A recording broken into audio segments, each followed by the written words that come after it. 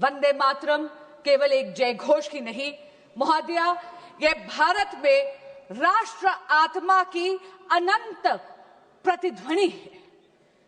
भारत में राष्ट्रवाद एक राजनैतिक संरचना नहीं है, बल्कि एक आध्यात्मिक चेतना है, जहां भूमि एक भूखंड नहीं मां के तौर पर देखी जाती है, जहां पर हम भारत को भौगोलिक सीमाओं में नहीं संस्कारों में निहित देखते हैं। और यहां तक कि अगर हम आध्यात्मिक चेतना की बात करें तो ये सिर्फ एक कोइंसिडेंस या इत्तेफाक की बात नहीं कि 7 नवंबर 1875 में जब बंकिम बाबू ने जब वंदे मातरम की रचना करी तो महोदया उस दिन अक्षय नवमी भी थी। अक्षय नवमी भारतीय संस्कृति का एक बहुत पावन और महत्वपूर्ण दिन है। ये वो दिन है जब भगवान कृष्ण अपनी बाल लीला समाप्त कर धर्म की स्थापना के लिए मथुरा उन्होंने प्रस्थान करा। आज मैं ये जरूर कहूंगी कि वंदे मातरम हमारा राष्ट्रगान, धर्म, कर्तव्य और राष्ट्र धर्म की साक्षात प्रेरणा कर्मयोगी भगवान कृष्ण से प्राप्त कर ही संचालित करता है। और इसीलिए पूरे देश को कश्मीर से लेकर कन्याकुमारी तक ये गीत एकता के सूत्र में बांधता है। सुजलाम सुफलाम मलयज शीतलाम शस्य श्यामलाम मातरम वंदे मातरम।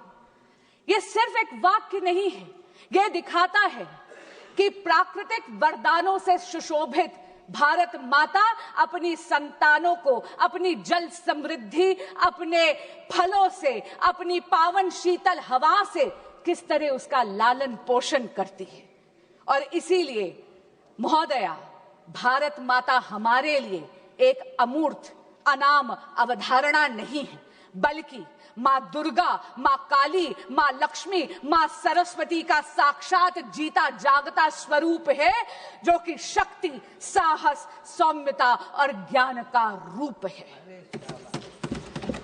आज विपक्ष के उपनेता ने एक बात कही, उन्होंने कहा कि कांग्रेस पार्टी ने कभी भी वंदे मातरम का विरोध नहीं करा।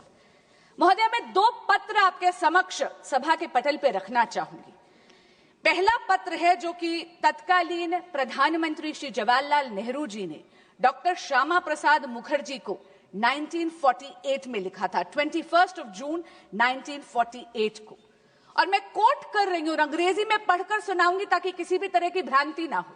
उन्होंने कहा, personally I do not think Vande Mataram is at all feasible as a national anthem, chiefly because its tune, which does not suit orchestral or band rendering. Our national anthem has to be played by foreign orchestras all over the world. महोदया, अजीब सी बात है कि भारत की आजादी का ये मंत्र नेशनल एंथम इसलिए नहीं बन पाया क्योंकि तत्कालीन प्रधानमंत्री को यह लगा कि विदेशी ऑर्केस्ट्रा पर यह ढंग से बज नहीं सकता। ऐसा लगता है कि आजादी के बाद भी कांग्रेस पार्टी मानसिक रूप पर स्वाधीन नहीं हुई थी। दूसरा पत्र मैं सभा के पटल पर रखती हूं, जो तत्कालीन प्रधानमंत्री श्री जवाहरलाल नेहरू जी ने तत्कालीन गवर्नर श्री प्रकाश जी को लिखा था 8 अगस्त 1949 को। और उन्होंने कहा, For my part, I think it would be most unfortunate for Vande Mataram to be adopted as the national anthem. यानी व्यक्तिगत तौर पर तत्कालीन प्रधानमंत्री वंदे मातरम का नेशनल एंथम बनना दुर्भाग्यपूर्ण मानते थे। आज एक बहुत ही वरिष्ठ सांसद जो विपक्ष की तरफ बैठे हैं, वो एक दल के नेता भी हैं। उन्होंने हमसे एक सवाल पूछा। उन्होंने पूछा कि आप कितने सेक्युलर हैं। मैं पूछना चाहती हूं विपक्ष से, खास करके उस नेता से और कांग्रेस पार्टी से, कि धर्मनिरपेक्षता की आड़ में सांप्रदायिक ताकतों के आगे घुटने टेके कांग्रेस पार्टी ने, जिसने 1937 में त्रिदेवी यानी हमारी शक्ति की आवाहन वाले सभी छंदों को बेरहमी से वंदे मातरम से काट दिया, और आप हमसे पूछते हैं कि हम कितने सेक्युलर हैं। महोदया, जब ऐसे तुष्टीकरण की राजनीति के पटल पर वंदे मातरम की बलि चढ़ा दी थी, इसीलिए स्वर्गीय श्रीमती सुषमा स्वराज को 1996 में इसी सदन के पटल पर यह बोलना पड़ा, हाँ हम सांप्रदायिक हैं क्योंकि हम वंदे मातरम गाने की वकालत करते हैं, क्योंकि हम राष्ट्र ध्वज के सम्मान के लिए लड़ते हैं। महोदया, ये मोदी का नया भारत है। ये भारत वंदे मातरम के मूल मंत्र को आत्मसात ही नहीं करता, बल्कि ग्राउंड पर उसको चरितार्थ भी करता है। ये मोदी का नया भारत है, जहां पर बिन मांगे मैटरनिटी लीव को 12 से 26 हफ्ते बढ़ा दिया जाता है। ये है वंदे मातरम। ये मोदी का नया भारत है जो नारी शक्ति वंदन अधिनियम पारित कर कर महिलाओं के राजनीतिक सशक्तिकरण के लिए पथ प्रशस्त करता है। ये है वंदे मातरम। ये मोदी का नया भारत है जो आयुष्मान भारत में विश्व की सबसे बड़ी हेल्थ इंश्योरेंस ही नहीं, हेल्थ अश्योरेंस स्कीम देती है। 5 लाख रुपए का मुफ्त इलाज देती है। वे वंदन कार्ड से हमारे वरिष्ठ नागरिकों का भी ख्याल रखती है। ये है वंदे मातरम। ये मोदी का नया भारत है जो न्यूक्लियर एनर्जी और भारत की स्पेस को एकाधिकार यानी सरकारी एकाधिकार से निकालकर भारतीय की युवा शक्ति उसमें अपना योगदान दे पाए, इसके लिए उसको खोलती है। ये है वंदे मातरम। ये वंदे मातरम की पराकाष्ठा है कि मोदी के नए भारत में भारत की अर्थव्यवस्था 11वें नंबर से वैश्विक पटल पर 4थे नंबर पर आज आ गई। ये मोदी का नया भारत है जहां पर वंदे मातरम चरितार्थ होता है मेरे देश के युवा के लिए, जहां पर भारत की स्टार्टअप इकोनॉमी वैश्विक पटल पर 3rd लार्जेस्ट इकोसिस्टम बन जाता है। लेकिन आज मेरा मन बहुत व्यथित है। मेरा मन बहुत व्यथित है क्योंकि एक बहुत ही माननीय सांसदा ने यह कहा कि वंदे मातरम की बहस हो रही है। महोदय, शायद मेरी तरह वो भी पहली बार की एमपी है। हम दोनों ने इस सदन में मात्र 12 महीने ही गुजारे हैं।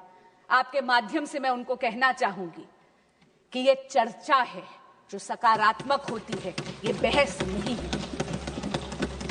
माननीय सांसदा ने कहा कि आप अतीत में क्यों मंडरा रहे हैं। महोदय, मैं आपके माध्यम से कहना चाहूंगी कि जो सभ्यता अपने इतिहास को भुला देती है उसका कोई भविष्य नहीं होता, क्योंकि इतिहास से यदि आप उसकी गलतियों से सीखते नहीं हैं तो इतिहास वो गलतियां आपके लिए दोहराता है। आज उन्होंने कहा कि ये चर्चा एक चुनावी अमले में है क्योंकि उन्होंने बंगाल के चुनाव की बात करी। मैं आपके माध्यम से उनको कहना चाहूं कि बंगाल वंदे मातरम की जन्मभूमि है। बंगाल वो पावन धरती है जिसने आजादी का ये मूल मंत्र दिया, ये जय घोष दिया, जिसने स्वदेशी का ये उद्घोष दिया। लेकिन आज बहुत गंभीर और चिंताजनक स्थिति में है मेरा बंगाल। क्यों? क्योंकि वहां की रूलिंग डिस्पेंसेशन वंदे मातरम की आत्मा का गला घोट रही है। आज राजनीतिक स्वार्थ के कारण राजनीतिक हिंसा बहुत ही गहराई से वहां पर जड़ें पकड़ रही है। पर आपके माध्यम से महोदया इस सदन को और इस देश को मैं आश्वस्त करना चाहती हूं, भगवा श्री राम का रंग है, भगवा क्रांति का रंग है। और मैं बंगाल की जनता को कहूंगी कि बहुत जल्दी वो इस अराजकता से मुक्त होंगे, क्योंकि हो गई है जीत की तैयारी, आ रहे हैं भगवाधारी। महोदया, बिहार तो केवल झांकी है, पश्चिम बंगाल बाकी है।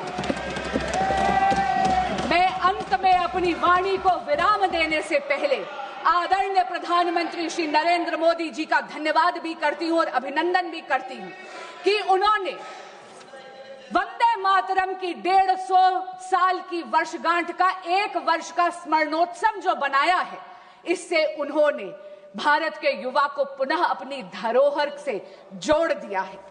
महोदया, वंदे मातरम सतत है, शाश्वत है, समृद्ध भारत की प्रेरणा है, विकसित भारत की आधारशिला है। वंदे मातरम। बहुत बहुत धन्यवाद। आजकेर भिडियो ए पर्यन्त। দেখা হবে নতুন কোনো বিষয় নিয়ে আপনাদের সাথে। চ্যানেলটিতে যদি নতুন হয়ে থাকেন সাবস্ক্রাইব করতে ভুলবেন না।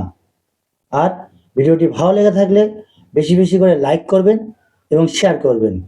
ধন্যবাদ।